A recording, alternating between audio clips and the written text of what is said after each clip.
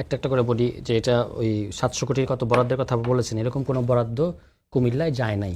এই যে আমি দাবি করলাম, আপনি একজন সাংবাদিক হিসেবে চাইলে এটা 5 মিনিটে খোঁজ নিতে পারবেন যে এরকম কোনো জায়গায় যায় নাই, এবং এক নাকি এটা পাশও হয়নি ওই সরকারের সময়। ফলে এটা ভুল তথ্য। দুইটা সরকারের সময় কোনো টিকা আসে নাই, এটাও ভুল তথ্য। এবং স্বাস্থ্যমন্ত্রী আজকেও একটা ভুল তথ্য দিয়েছেন যে আমরা 2020 সালের পর থেকে কোনো টিকা পাই নাই। ঝামেলা ছিল টিকা নিয়ে, সেটা আলাদা। ক্যাম্পেইনের ভাই দুটো একসাথে করা যাবে না। আপনাকে তাহলে পরিষ্কার করে বলতে হবে, আপনি জাতিকে বিভ্রান্ত করতে পারবেন না যখন আপনি স্বাস্থ্যমন্ত্রী। আপনি যদি বলেন যে ক্যাম্পেইনের ঝামেলা বা এটা ফিল্ড লেভেলে বাচ্চাদের দেয়া হয় নাই, সেটা অ্যাকসেপ্টেড হতে পারে।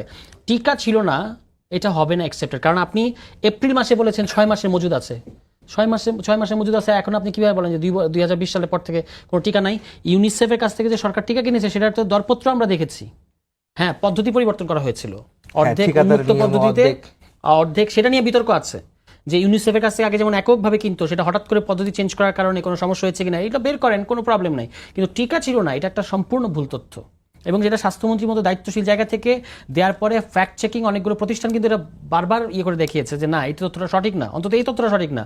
এবং আজকেও স্বাস্থ্য মন্ত্রণালয়ের টিকা বিভাগের একজন শীর্ষ কর্মকর্তা স্টার টেলিভিশনকে একটা সাক্ষাৎকারে বলেছেন যে টিকার সংকট আগেও ছিল না, এখনও নাই।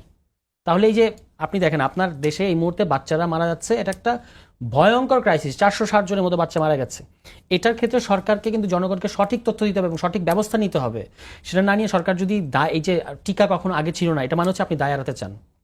হোয়ারেজ স্বাস্থ্যমন্ত্রী সহ আরও অনেক বিশেষজ্ঞদের কাছ থেকে আমরা কি শুনলাম যে নিউমোনিয়ায় মারা যাচ্ছে, আইসোলেশন ইউনিট না থাকার কারণে মারা যাচ্ছে। মানে আইসোলেশন ইউনিট না থাকার কারণে এটা দ্রুত সংক্রমিত হচ্ছে। নিউমোনিয়া মারা যাচ্ছে কেন? কারণ আপনার পেডিয়াট্রিক আইসিইউ নাই।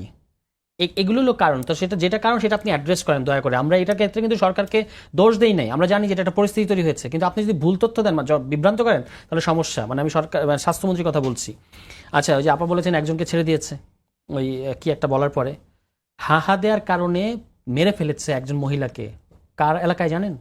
স্বরাষ্ট্রমন্ত্রীর এলাকার ঘটনা, আজকের ঘটনা, প্রথম আলোতে পত্রিকায় এসেছে। একজন মহিলাকে মেরে ফেলেছে বিএনপি লোকেরা।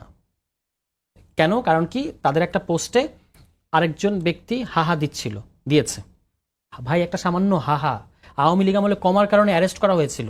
সেটা নিয়ে আমরা তুমুল সমালোচনা করেছি, তুমুল প্রতিবাদ করেছি। আপনি সেই আমলের কথা হতে পারে, এই আমলের সাথে একটা ঘটনার সাথে না নিশ্চয়ই যাবে না, কিন্তু এটা তো একটা সিম্পটম। আমি তো ডেফিনেটলি মেলাতে চাই না। আমি অবশ্যই মনে করি যে বিএনপিকে আমরা যে টার্মসে বিরোধিতা করব, এই সিম্পটমগুলো কাটাতে সরকার কি করছে সেটা নিয়ে আসলে প্রশ্ন উঠতে পারে। অফকোর্স আপনি আইন শৃঙ্খলার প্রশ্ন এটা, এবং আইন শৃঙ্খলার প্রশ্ন প্রত্যেক মাসের যে হিসাব আমরা যেটা মার্চ মাসের হিসাব যেটা দেখেছি সর্বশেষ 2024 সালের মার্চ, 2025 সালের মার্চ এবং 2026 সালের মার্চে হত্যাকাণ্ড সবচেয়ে বেশি হচ্ছে 28% বেড়ে গেছে 2026 সালের মার্চে।